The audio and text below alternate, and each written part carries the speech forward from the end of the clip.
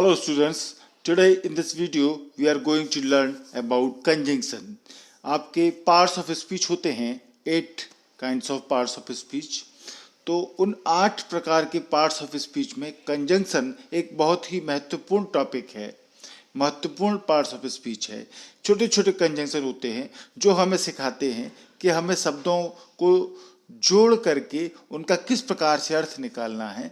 Sentences जो clauses होते हैं उनको जोड़ करके किस प्रकार से सेंटेंस का अर्थ लेना है. और कई ऐसे कंजंक्शंस तो हैं जो बहुत ही इम्पोर्टेंट हैं और एक स्ट्रक्चर के रूप में हमारे एग्जाम में पेपर में वो आते ही हैं. तो अब हम कंजंक्शन आपको सिखाने जा रहे हैं और जिस प्रकार से हमने डिग्री और अन्य प्रकार के स्ट्रक्चर आपको अपने वीडियो से सिखाए उसी प्रकार से हम कंजंक्शन को कंप्लीट करेंगे. ये बहुत ही महत्वपूर्ण वीडियो आपके लिए रहेंगे और इन वीडियो को पूरा देखने के बाद में आप बहुत कुछ सीख जाएंगे. तो चलिए स्टार्ट करते हैं. सबसे पहले हमारा ये क्वेश्चन होता है, व्हाट इज कंजंक्शन. कंजंक्शन होते क्या हैं वास्तव में, कंजंक्शन क्या काम करते हैं. तो कंजंक्शन ऐसे शब्द होते हैं जो शब्दों या वाक्यों को आपस में जोड़ते हैं. ठीक है ना, जो शब्दों को या वाक्यों को आपस में जोड़ते हैं वो कंजंक्शन कहते हैं. इसीलिए इनको सेंटेंस लिंकर भी कहा जाता है. इसलिए हमने लिख दिया है आपके सेंटेंस लिंकर, क्योंकि ये सेंटेंस को छोटे छोटे क्लॉजेज को, छोटे छोटे उपवाक्यों को जोड़ करके एक पूरा सेंटेंस बनाते हैं. तो इनको सेंटेंस लिंकर भी कहा जाता है. इसलिए तो यहाँ यदि हम डेफिनेशन की बात करें तो क्या डेफिनेशन हम दे सकते हैं, उनकी जो प्रवृत्ति है करने की काम कंजंक्शन की, तो उसके अनुसार उनकी परिभाषा डेफिनेशन होती है, a conjunction is a word which joins two और more than two words, phrases, clauses और सेंटेंसेज. एक कंजंक्शन कोई भी एक ऐसा शब्द होता है जो दो या दो से अधिक शब्दों को जोड़ता है, फ्रेजेज को जोड़ता है, क्लॉजेज को जोड़ता है और वाक्यों को जोड़ता है. तो कंजंक्शन का सीधा सा काम है जोड़ना, ज्वाइन करना. चाहे वो दो शब्द हों, चाहे दो फ्रेज हों, दो क्लॉज हों, दो सेंटेंस हों, जो जोड़ने का काम करता है, सेंटेंस लिंकर का काम करता है, वो कंजंक्शन होता है. और भी देखें परिभाषा, conjunctions are words that join clauses together to make sentences and show how the meanings of the clauses relate to each other. ये परिभाषा से ये पता लगता है कि कंजंक्शंस वे शब्द होते हैं जो क्लॉजेज को एक साथ जोड़ते हैं, जोड़ करके वाक्य बनाते हैं और फिर उस वाक्य का हमको अर्थ निकाल करके देते हैं उन क्लॉजेज को जोड़ करके. तो एक मीनिंगफुल सेंटेंस हमारे सामने आता है उन कंजंक्शन से. जब हम 2-3 क्लॉजेज सेंटेंसेस को जोड़ देते हैं तो जो भी बनता है उसका मीनिंग हमारे लिए सामने आता है, जिसको कंजंक्शन निकाल करके लाते हैं. ये एक सेंटेंस लिंकर का काम करते हैं. ठीक है, अब कुछ सेंटेंसेस में आप देखें, इसमें रेड कलर से जो आपके लिखे हुए हैं सामने सेंटेंसेस में, वो सभी कंजंक्शन हैं जो कभी तो दो शब्दों को जोड़ रहे हैं, दो वाक्यों को जोड़ेंगे. तो वो आप स्पेशली इसको देखें. ही इज ऑनेस्ट, पहला सेंटेंस देखें, एंड शी इज इंटेलिजेंट. देखिए दो वाक्य अलग अलग वाक्य हैं. ही इज ऑनेस्ट, वह ईमानदार है. दूसरा है शी इज इंटेलिजेंट, वह होशियार है. एक लड़का है, एक लड़की है. तो दोनों को जो सेंटेंस को जोड़ा है तो वो हमने कैसे जोड़ा है, एंड से. तो एंड यहाँ पर कंजंक्शन है. ठीक है, आई शैल आइदर रीड और राइट ए बुक. ठीक है, मैं या तो पढ़ूंगा या किताब को लिखूंगा. तो यहाँ पर और जो है वो जोड़ रहा है 3 and 3 make 6. 3 और 3 मिलकर के 6 होते हैं. तो 3 और 3 को मिलाया कैसे, एंड से. राम एंड मोहन, दो सब्जेक्ट को जोड़ रहा है, एंड आर फ्रेंड्स. राम और मोहन दोनों दोस्त हैं, तो राम और मोहन को एंड से जोड़ा. Sita and Gita are sisters, Sita और गीता बहनें हैं. ठीक है ना, तो दो नाउन सब्जेक्ट को जोड़ा, सीता और गीता को जोड़ा, राम मोहन को जोड़ा. किसने जोड़ा, एंड ने जोड़ा. तो एंड क्या है, कंजंक्शन है. I am poor but you are rich, मैं गरीब हूं परंतु तुम अमीर हो. तो यहाँ बट क्या है, कंजंक्शन है। I will not go out if it rains, मैं बाहर नहीं जाऊंगा यदि बारिश होती है। तो यहाँ पर इफ क्या है, कंजंक्शन है जो दो क्लॉजेज को जोड़ रहा है, छोटे छोटे दो उपवाक्यों को उसने जोड़ा है। She gets up early therefore she is healthy, वो जल्दी उठ जाती है इसलिए वो स्वस्थ रहती है। तो देयरफॉर यहाँ कंजंक्शन है। The world is lighted when the sun rises, सूर्य उगता है तो दुनिया चमक जाती है। तो ये वैन जो है ये कंजंक्शन है। तो यहाँ रेड कलर से जो आपको दिख रहा है एंड, आइदर और, and, but, if, therefore, when, ये सेंटेंसेस में हर कंजंक्शन या तो नाउन को, सब्जेक्ट को जोड़ रहा है या दो वाक्यों को जोड़ रहा है, उनका आपस में संबंध भी प्रदर्शित कर रहा है। तो ये कंजंक्शन होते हैं। एग्जाम्पल के तौर पे हम जो शब्द इंग्लिश में आप देखते होंगे, ये हम एक एक से आप देख लें इनको एक बार थोड़ा सा, बाकी फिर हम डिटेल में पढ़ाएंगे आपको। And, but, because, if, when, while, until, so, otherwise, therefore, although, still, as, either और, neither nor, not only but also, ये तो प्रयोग अलग से भी स्ट्रक्चर के रूप में एग्जाम में आते हैं, इनको हम कराएंगे, इसी चैप्टर में हम लेते हुए चलेंगे, यानी हम कंजंक्शन आपको बिल्कुल क्लियर कर देंगे। अब आप तैयार रहें, बहुत कुछ आप सीखने जा रहे हैं।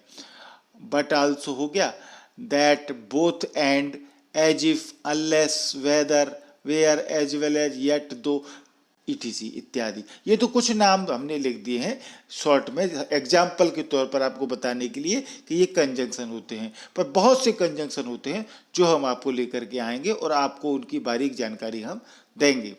तो ये कंजंक्शन की परिभाषा देख लिया आपने, कंजंक्शन के एग्जाम्पल्स आपने देख लिए, कंजंक्शन क्या होता है ये समझ लिया।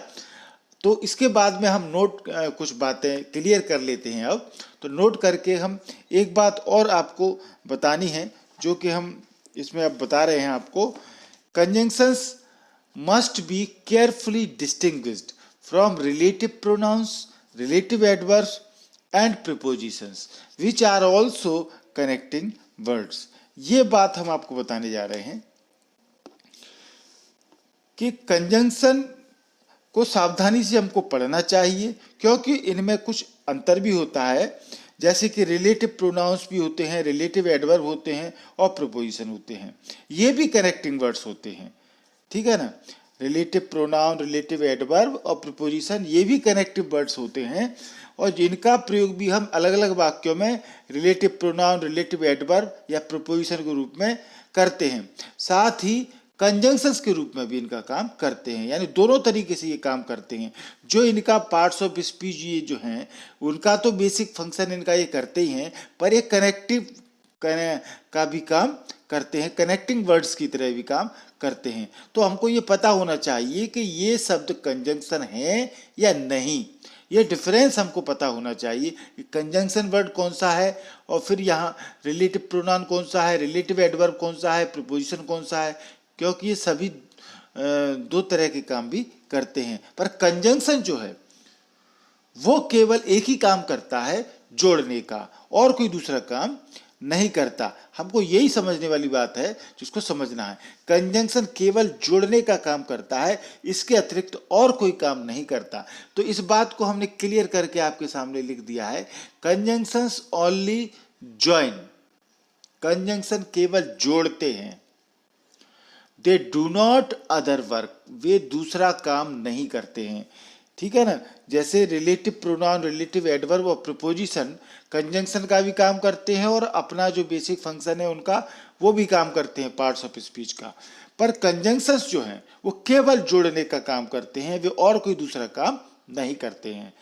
परंतु relative pronoun and relative adverbs also join, ये दोनों जो है रिलेटिव प्रोनाउन दो क्लॉजेज को जोड़ने के साथ साथ अपने पहले आए हुए नाउन प्रोनाउन का संबंध अपने बाद आने वाले क्लॉज से जोड़ता है, ठीक है ना।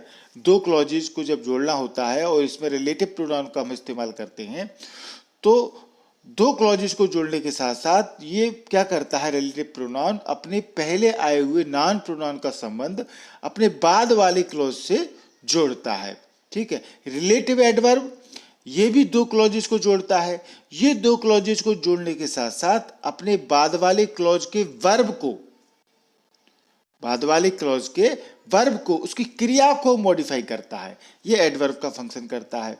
इसीलिए हमने लिखा है relative pronouns and relative adverbs also join.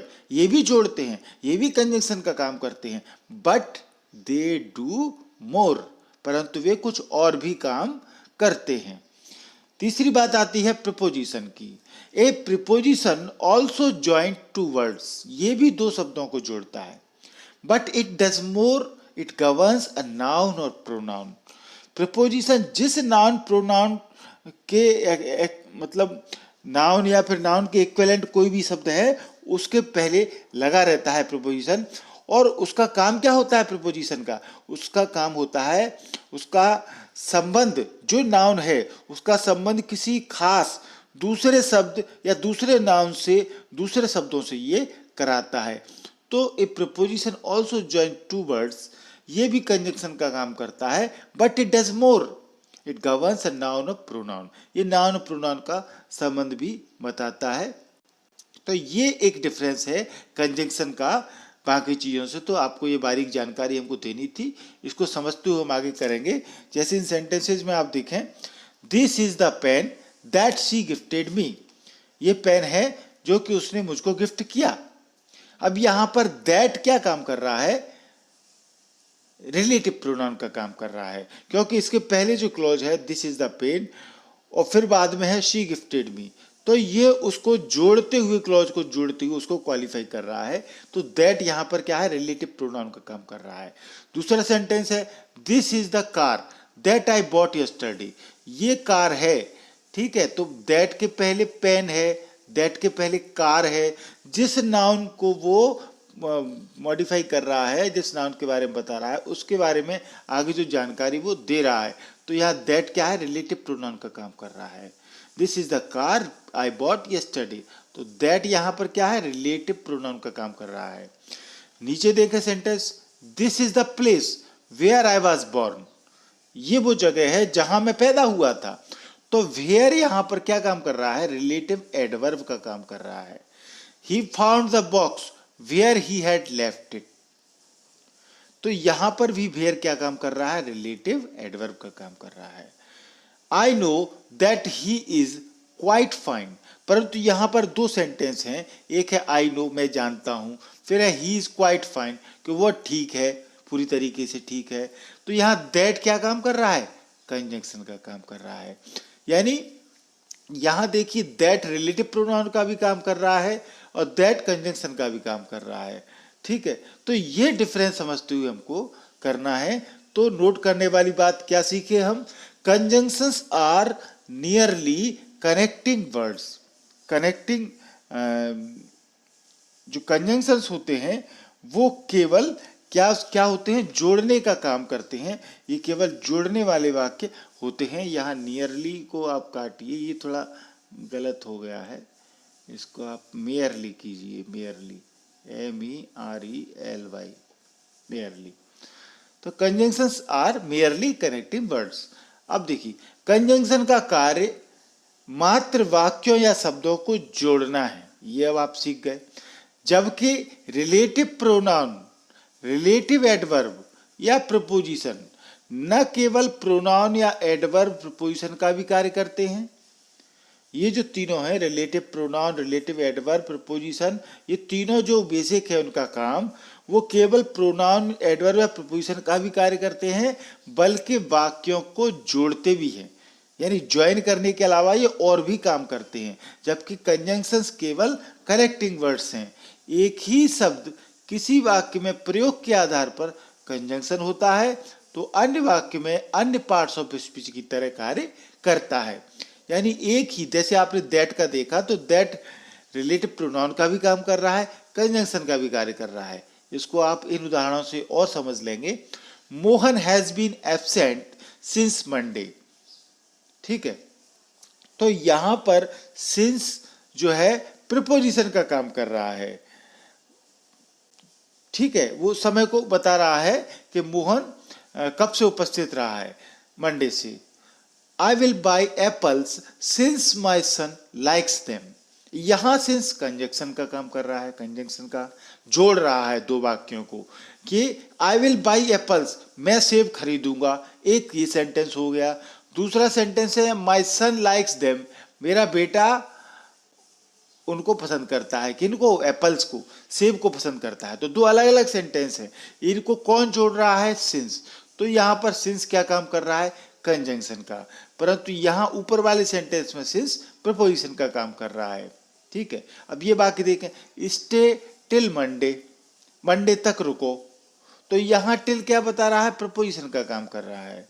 परंतु नीचे देखिए, we shall stay here till you return, हम जब तक तुम नहीं लौटोगे तो हम यहाँ रुकेंगे, तुम्हारे लौटने तक हम यहाँ रुकेंगे।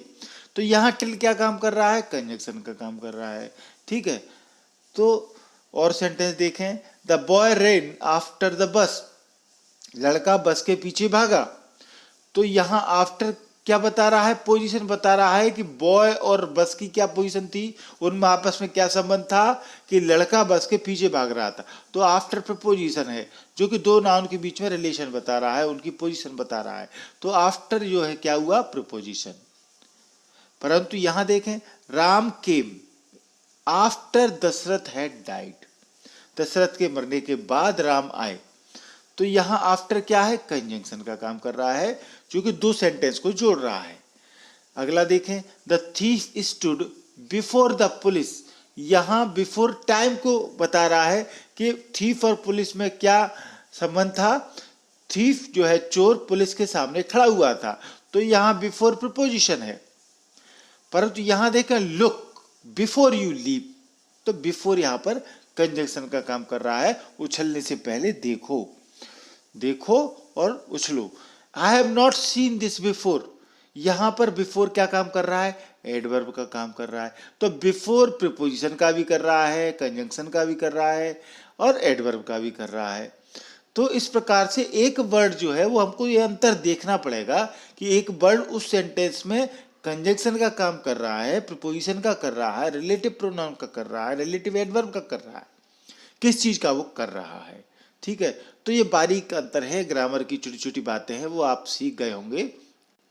अब हम आपको कुछ इंपॉर्टेंट कंजंक्शन की जानकारी देते हैं जो कि आपके लिए बहुत महत्वपूर्ण जानकारी है, और इन कंजंक्शन को सीखने के बाद में आप कुछ ना कुछ तो जान ही जाएंगे कि हम आपको क्या बताने जा रहे हैं और आपने क्या सीखा। इस वीडियो को आप पूरा देखा करें, वीडियो को आप पूरा नहीं देखेंगे तो फिर आप कुछ आपका कुछ रह जाएगा, आप कुछ नहीं सीख पाएंगे, क्योंकि हम जब बोलते हैं तो पता नहीं कौन सी महत्वपूर्ण जानकारी जब हम बोलें और आपसे मिस हो जाए। तो वीडियो को आप पूरा देखा करें। चलिए कुछ इंपॉर्टेंट कंजंक्शन की जानकारी लेते हैं, इसके बाद हम और भी वीडियो जारी करेंगे जिनमें कि हम काइंड्स ऑफ कंजंक्शन होते हैं वो बताएंगे, कंजंक्शन के प्रकार बताएंगे आपको, कोऑर्डिनेट, सबऑर्डिनेट कंजंक्शन जो भी होते हैं वो सभी जानकारी आपको देंगे। और अलग अलग इंपॉर्टेंट जो स्ट्रक्चर के रूप में एग्जाम में आते हैं, आइदर और, नाइदर और, not only but also, unless, if, कई प्रकार के स्ट्रक्चर हैं जो सीधे सीधे एग्जाम में आते हैं, वो सब हम इन चैप्टर के वाइज वीडियो में क्रम से आपको सिखाते जाएंगे। आप बस पूरा वीडियो जरूर देखा करें। चलिए स्टार्ट करते हैं। एंड, पहला कंजंक्शन होता है एंड यानी और। तो यहाँ सेंटेंस एक एक एग्जाम्पल देते हुए हम आपको कुछ इंपॉर्टेंट जो कंजंक्शन उसको बताएंगे, क्योंकि बाकी डिटेल में एग्जाम्पल्स हम जब समझाएंगे बाद में तब बताते चलेंगे। अभी शॉर्ट में आपको इस चैप्टर में कंजंक्शन की बात कर रहे हैं तो कुछ कंजंक्शन की जानकारी देना जरूरी है। चलिए, एंड माने और होता है, तो सेंटेंस है तन्मय एंड तान्या हैव कम।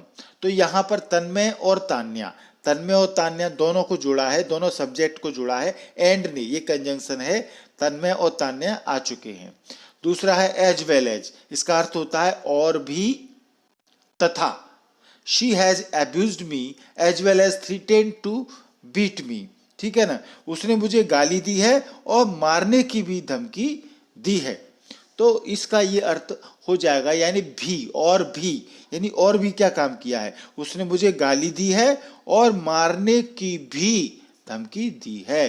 ठीक है, तो एज वेल एज का अर्थ ही होता है। अदरवाइज यानी नहीं तो, ठीक है ना, अन्यथा या नहीं तो work hard, otherwise you will fail.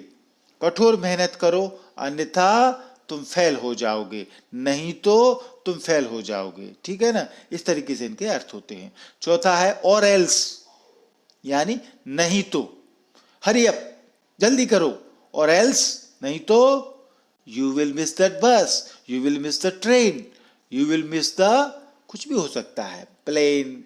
ठीक है ना, तो जल्दी करो। तो और एल्स का मतलब हो गया नहीं तो, कहीं ऐसा ना हो कि तुम बस छूट जाए, इस तरह के अर्थ होते हैं। तो फिर ये है देयरफॉर, सो, हैंस, कॉन्सिक्वेंटली, ये चारों का एक ही अर्थ होता है, वो हमने इनके सामने लिख दिया है। अतः, इसलिए, फलस्वरूप या फलतः, ये दो दो तीन तीन प्रकार के इनके अर्थ होते हैं और सबके मगर एक ही होते हैं। देयरफॉर हो, चाहे सो हो, चाहे हैंस हो, चाहे कॉन्सिक्वेंटली हो। ठीक है, जैसे देखें, Manoj is busy therefore he has not come, Manoj व्यस्त है इसलिए वह नहीं आया है, अतः वह नहीं आया है, फलस्वरूप वह नहीं आया है। ठीक है, दूसरा, I reach the station late, मैं देरी से स्टेशन पहुंचा, so I miss the train, इसलिए मेरी ट्रेन छूट गई। She has no money hence she can not help you, तो उसके पास पैसा नहीं है अतः वह आपकी मदद नहीं कर सकती है।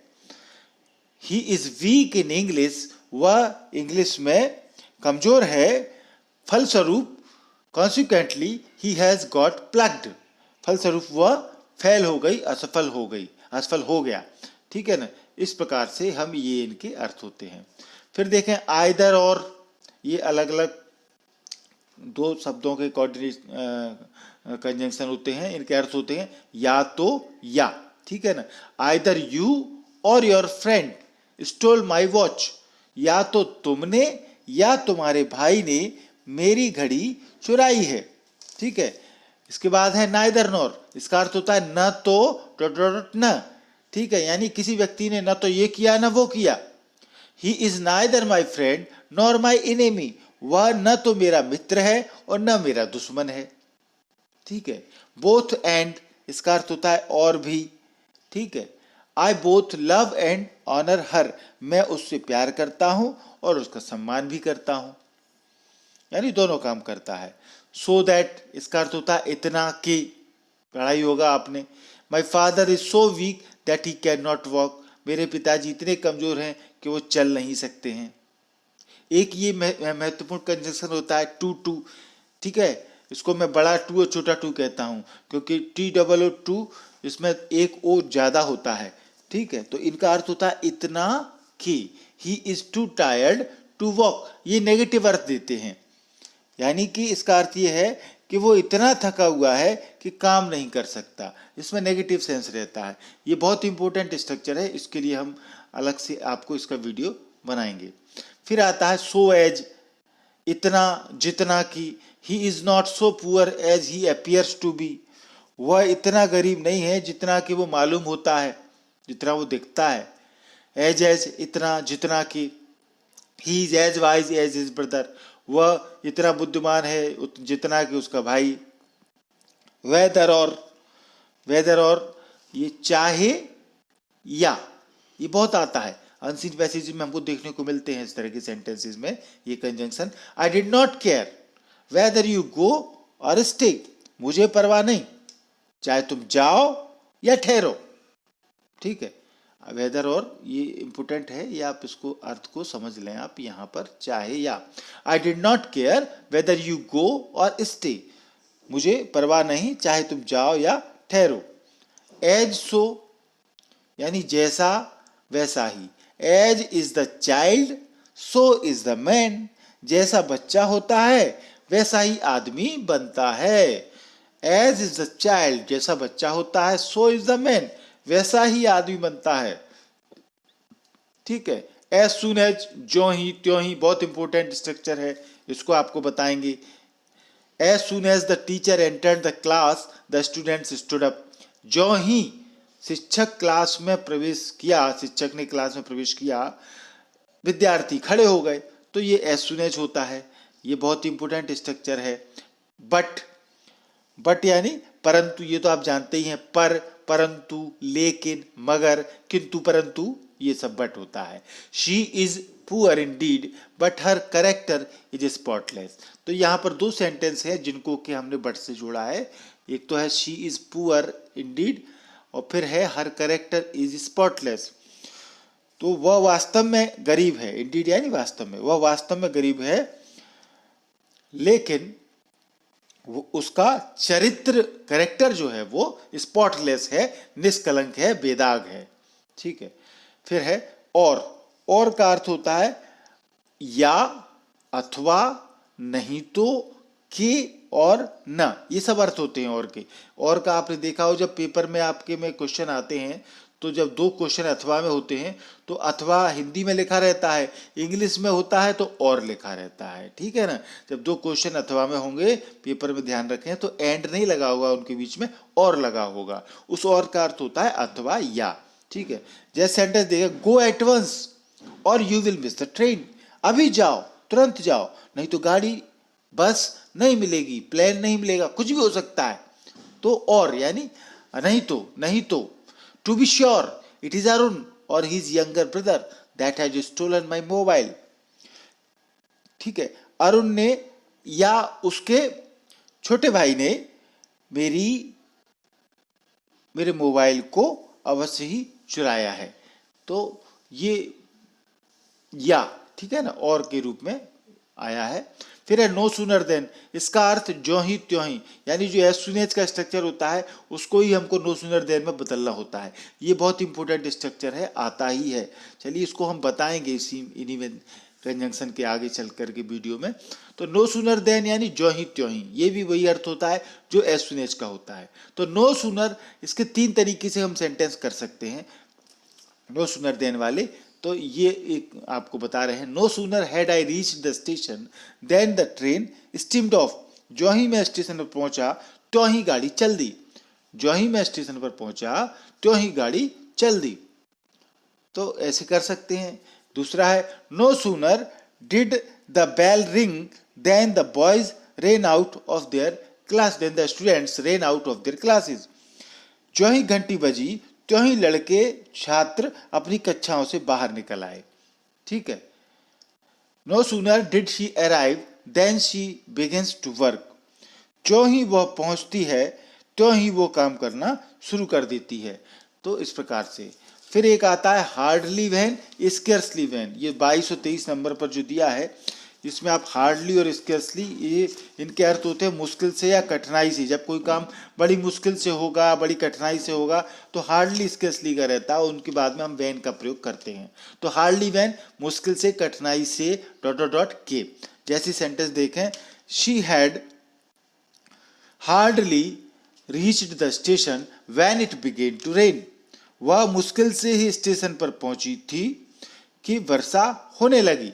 मुश्किल से ही उस स्टेशन पर पहुंची थी कि वर्षा होने लगी। इस प्रकार से स्केर्सली वैन, ये सेंटेंस देखें, I had scarcely reached the temple when the worship started. मैं मुश्किल से ही मंदिर पहुंचा ही था कि पूजा शुरू हो गई। तो यहाँ पर स्केर्सली और वैन यानी होता है मुश्किल से, कठिनाई से। फिर ये not only but also, very important conjunction है, ये आपको हम बताएंगे। केवल ही नहीं बल्कि, ये जब दो काम होते हैं इस तरीके से। The principal not only gave me advice, principal ने न केवल मुझे सलाह दी but also help me with money, बल्कि मेरी पैसे से मदद भी की। तो इस प्रकार नॉट ओनली बट ऑल्सो। फिर वेयर, जहाँ, स्टे वेयर यू आर, ठहरो जहाँ तुम हो, वेयर एवर यानी जहाँ कहीं भी, wherever you go you will get respect, जहाँ कहीं भी तुम जाओगे सम्मान पाओगे। वेंस होता है, वेंस माने जहाँ से, कहाँ से। She went whence she had come, जहाँ से वो आई थी चली गई। तो ये वेंस का अर्थ होता है, कंजंक्शन होते हैं। वैन, जब। When the dog is away the cat play, जब कुत्ते दूर होते हैं तो बिल्लियां खेलती हैं। वेन एवर यानी चाहे कभी, जब चाहे, किसी भी अवसर पर, ये वेन एवर का अर्थ होता है। Come when ever you please, जब चाहे आप आ सकते हैं। Come when ever you please, जब चाहे आप आ सकते हैं।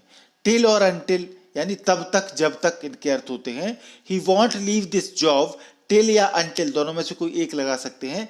You promise to help him, तब तक वो इस जॉब को, नौकरी को नहीं छोड़ेगा जब तक तुम उसकी मदद करने की का प्रॉमिस नहीं कर देते, प्रतिज्ञा नहीं कर देते। तो इस प्रकार से हम अनटिल और टिल और अनटिल जब तक और तब तक और जब तक, ये इसके अर्थ होते हैं। व्हाइल जब तक तब तक, ठीक है ना। तो यहाँ उल्टा हो गया, देखा ना, टिल अनटिल में तब तक जब तक, यहाँ जब तक तब तक। While strike the iron while it is hot, जब तक लोहा गर्म है तब तक मारो, तब तक चोट मारो। ये किसी फिल्म का डायलॉग है ना, शोले फिल्म का है शायद, लोहा गर्म है तो हथौड़ा मारो, ये ऐसे कुछ है। बिकॉज 32, बिकॉज माने होता है क्योंकि। He did not go to ground because he was ill, वह ग्राउंड पर नहीं गया क्योंकि वो बीमार था, तो बिकॉज कंजंक्शन है। एज क्योंकि, as you were not there I came back, ठीक है ना। तो क्योंकि तुम वहां नहीं थे इसलिए मैं वापस लौट आया। सिंस माने होता है चूंकि, ये भी कंजंक्शन है। सिंस यू से सो आई बिलीव इट, चूंकि तुम ऐसा कहते हो इसलिए मैं विश्वास करता हूं। दैट का अर्थ होता है ताकि, कि। We eat that we may live, हम लोग खाते हैं ताकि हम लोग जिंदा रहें। ये बहुत महत्वपूर्ण है 36 वाला, लेस्ट, इसका अर्थ होता है ताकि डॉट डॉट डॉट न, ऐसा न हो के, ये इसके अर्थ होते हैं। ये फिल इन द ब्लैंक्स के रूप में आता है। लेस्ट के बाद में शुड का प्रयोग जरूर आता है, ये एक सीखने वाली बात है, ये आपको बताएंगे हम फिल इन द ब्लैंक्स का जब वीडियो बनाएंगे तब। तो walk carefully लेस्ट you should fail, सावधानी से चलो कहीं ऐसा ना हो कि तुम फेल हो जाओ। यू शुड फेल, तो यहाँ फेल गलत लिखा हुआ है, इसको थोड़ा आप सुधार लें। फाल है ये, फाल माने गिरना, FALL, ठीक है, FALL। सच दैट, इसका अर्थ होता है इतना कि। She is such a good girl that all love हर, वो इतनी अच्छी लड़की है, इतनी अच्छी लड़की है कि सभी लोग उसको प्यार करते हैं। इफ यानी होता है यदि, if you go I shell stay at home, यदि तुम जाओगे तो मैं घर पर ठहरूंगा। अनलेस, इफ अनलेस का प्रयोग हम आपको बताएंगे, ये सभी कंजंक्शन में आते हैं। बहुत इंपॉर्टेंट स्ट्रक्चर हैं जो इस कंजंक्शन के चैप्टर में आते हैं, तो आप बारीकी से सारी वीडियो को पूरा देखते चलें, बहुत कुछ आप सीखने वाले हैं। तो अनलेस का अर्थ होता है जब तक तब तक, यदि नहीं। You will not pass unless you work hard, यदि तुम परिश्रम नहीं करोगे तो तुम पास नहीं होगे। यू विल नॉट पास, तुम पास नहीं होगे जब तक तुम कठोर मेहनत नहीं करते हो। तो इस प्रकार से इनके अर्थ होते हैं। प्रोवाइडेड यानी होता है बशर्ते कि। I will trust you provided you tell the truth, मैं तुम्हारा विश्वास करूंगा बशर्ते कि तुम सच बता दो। यहाँ पर प्रोवाइडेड के साथ दैट का प्रयोग भी हो सकता है, और प्रोवाइडेड की जगह प्रोवाइडिंग फिर दैट का प्रयोग भी हो सकता है। तो ये हम छोटी छोटी जानकारी इसलिए बता देते हैं कि आप वीडियो को पूरा देखा करें। 41 पर देखिए, एज इफ यानी अर्थ होता है मानो के। He ran as if the ghost were after him, वो इस तरह दौड़ा मानो उसके पीछे भूत लग गए हों। मानो के यानी जब अर्थ होता है मानो के तो एज इफ होता है। दो ऑल दो, इन दोनों के एक ही अर्थ होते हैं, यद्यपि तथापि फिर भी, यद्यपि तथापि फिर भी। तो दो he is rich he is honest, हालांकि वो अमीर है फिर भी वह ईमानदार है। He is an honest boy although he is not a rich, वह एक ईमानदार लड़का है हालांकि वो अमीर नहीं है। हाउएवर यानी चाहे कितनी ही, 44 पर है, आपको इसका अर्थ देखें। You will not pass however hard you may labour, तुम पास नहीं करोगे चाहे तुम कितनी ही मेहनत करो। However hard you may labour, तुम कितनी ही मेहनत करो, चाहे तुम कितनी ही मेहनत करो। तो हाउ एवर का ये अर्थ होता है। ये छोटे छोटे कंजंक्शन है, आपको बहुत जानने की जरूरत है। आपकी अंग्रेजी बहुत अच्छी होने वाली है इन सबको सीखने के बाद में। आप इनको नोट भी करते चलें अपनी डायरी में, क्योंकि कुछ बच्चे पूछते हैं सर इनको फेयर करें कि नहीं करें, फेयर में बनाए रफ में बनाए। भाई बड़ी कंफ्यूजिंग वाली बात है। आप लोग कितने कंफ्यूज क्यों होते हैं? आपको पढ़ना है, आपको पास होना है, आपको अंग्रेजी सीखना है, आपकी मर्जी है। चाहे वीडियो को देख के छोड़ दो, चाहे आप इसको फेयर में बनाएंगे, फेयर में बनाएंगे क्योंकि आपको पढ़ना है, आपको पास होना है। तो ये सब बातें ना किया करें। ये कमेंट में ऐसी बातें आती हैं तो आपके लिए कितना इम्पोर्टेंट है ये आपको समझना है। एज है यानी उतना जितना, he is as wise as I, वह उतना बुद्धिमान है जितना मैं। फिर 46 पे है नो लेस देन, ये भी एक अच्छा कंजंक्शन है, अपेक्षाकृत कम नहीं। जब हम कंपेरिजन करके कुछ बात कहते हैं, I like you no less than her, आपको मैं उससे कम नहीं चाहता हूं, आपको मैं उससे कम नहीं चाहता हूं, तुम्हें मैं उससे कम नहीं चाहता हूं। अगला है वेयर एज, यानी विरोधी भावना में, जबकि जब विरोध होता है दो सेंटेंसेस में ये शो होता है विरोधी भावना है तो वेयर एज का प्रयोग होता है। He is very gentle whereas his friend is very rude, वो बहुत नेक है, जेंटल है, जबकि उसके दोस्त बहुत ही असभ्य हैं, र्यूड हैं, गंवार हैं। नेवरदिलेस, तथापि, तो भी, ये बहुत इंपॉर्टेंट कंजंक्शन है। हम आपको जो भी बता रहे हैं सब इंपॉर्टेंट कंजंक्शन है। She was not invited, nevertheless she went to attend the marriage party, वह निमंत्रित नहीं थी तथापि फिर भी वो शादी की पार्टी में अटेंड करने गई, उपस्थित होने गई, शामिल होने गई। फिर इसके बाद आता है एज दो, यानी विषय में, बारे में, मानो, इसका अर्थ होता है शी टॉक्स एज दो शी इज हाईली एजुकेटेड, वो ऐसे बात करती है मानो वो बहुत पढ़ी लिखी हो, बहुत शिक्षित हो, मानो, एज दो, ठीक है ना। हाउ जब एडवर्ब के रूप में प्रयोग होता है तो उसका अर्थ होता है कैसे, किस प्रकार। How did you go there, ठीक है, आप कैसे वहां गए। हाउ एवर कंजंक्शन के रूप में आता है तो उसका अर्थ होता है तथापि, बहरहाल। However she decided to stay, तथापि उसने ठहरने का निर्णय लिया। हाउ एवर एडवर्ब के रूप में आता है, उसका अर्थ होता है कुछ भी हो, यद्यपि, कितना भी। He will never succeed how ever hard he tries, वो सफल कभी नहीं होगा चाहे वो कितनी भी कोशिश कर ले। तो ये अलग अलग हाउ एवर के प्रयोग कंजंक्शन एडवर्ब के रूप में है। यट होता है, यट के अर्थ देखें आप कई प्रकार के सेंटेंसेज में इस स्क्रीन पर दिखा रहे हैं। एडवर्ब के रूप में जब अर्थ होता है यट तो उसका अर्थ होता है अब तक, तब तक, अभी तक, अब तक भी। They have not gone yet, वे लोग अब तक नहीं गए हैं। हैजंट शी रिटर्न येट, क्या वह अब तक वापस नहीं लौट के आई है। एज येट होता है, इसका अर्थ होता है इस समय तक। As yet she is silent on this point, इस समय तक वह इस बात पर चुप है, अभी तक, इस समय तक। She silent on this point, वह इस पॉइंट पर चुप है। नॉट येट यानी होता है अभी नहीं। मे आई गो टू स्कूल नाउ, क्या मैं स्कूल अब जा सकता हूं। नो नॉट येट, अभी नहीं, नहीं अभी नहीं जाओगे। तो नॉट येट यानी होता है अभी नहीं, ठीक है। येट कंजंक्शन के रूप में होता है तो इसका अर्थ होता है फिर भी। He is haughty and foolish, वह जिद्दी और मूर्ख है। And yet people like her, और फिर भी लोग उसे पसंद करते हैं, ठीक है ना। तो अब देखिए एज के भी बहुत से होते हैं, वो स्क्रीन पर आपको दिख रहे हैं। एज कंजंक्शन ग्रुप में होता है तब उसका अर्थ होता है तब, उस समय। I saw her as she was getting down the rickshaw, मैंने उसको तब देखा जब वो रिक्शे से नीचे उतर रही थी। एज टू, इसका अर्थ होता है विषय में। As to your sister I will deal with him later on, मैं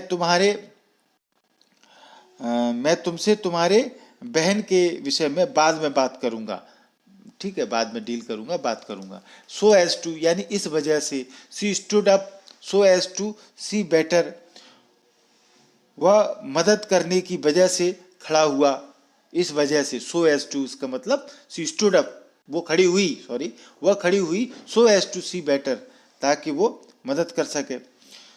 एज फार एज, जहाँ तक she is a good girl, वो एक अच्छी लड़की है। As far as I know, जहाँ तक मैं जानता हूँ वो एक अच्छी लड़की है। तो थैंक यू, आपने वीडियो पूरा देखा। कंजंक्शन की आपको बहुत कुछ जानकारी मिल गई होगी। और भी वीडियो इस तरह के देखने के लिए आप इस MP इंग्लिश क्लासेस को सब्सक्राइब जरूर करें। सब्सक्राइब करना फ्री है। सब्सक्राइब आपको एक वीडियो में एक ही बार करना है, हर वीडियो में बार बार नहीं करना है। सब्सक्राइब जरूर करें, इससे हमको अच्छे से अच्छी वीडियो बनाने का प्रोत्साहन मिलता है। सब्सक्राइब करना बहुत ही सरल है। लाल कलर का सब्सक्राइब लिखा हुआ आपके वीडियो में मोबाइल के नीचे दिख रहा है, उसको आप टच करेंगे तो ये टच करते ही लाल कलर का सब्सक्राइब इस तरीके से व्हाइट कलर में बदल जाएगा, यानी चैनल सब्सक्राइब हो चुका है। सब्सक्राइब्ड ये लिखा आ जाएगा। फिर बगल में बेल आइकॉन है, उसको आप जरूर दबाएं, घंटी को। उसको दबाने से 3 ऑप्शन आएंगे, जिसमें सबसे ऊपर वाला ऑप्शन ऑल, वो आपको टच करना है। उसके टच करते ही आप के पास मेरा जो भी वीडियो मैं बनाऊंगा वो आपके पास नोटिफिकेशन के रूप में तुरंत पहुंच जाएगा। इस वीडियो को पूरा देखने के लिए आपका थैंक यू, धन्यवाद।